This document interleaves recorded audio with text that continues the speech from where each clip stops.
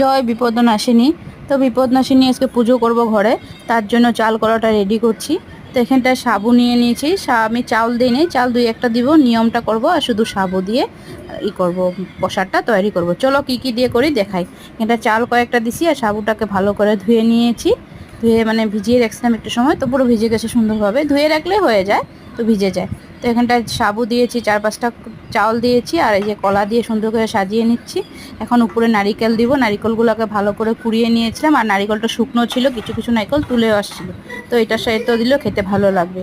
তো সুন্দর করে নারিকেল দিয়ে, মানে 2টো নারিকেল দিয়েছি, আর সাথে এখন দুধ দিয়ে চিনি দিয়ে দিব, চিনিও দিয়ে দিব পরিমাণ মতো, যাতে মানে মিষ্টি বেশি না হয় কম না হয়। তো এটা চিনি দিয়ে দিলাম, এখন সাথে দুধ দিয়ে দিব। তারপরে এটাকে ভালো করে ঠাকুমার মাকে প্রসাদে লাগিয়ে এটাকে ভালো করে মেখে তারপর সবাইকে প্রসাদ দিব।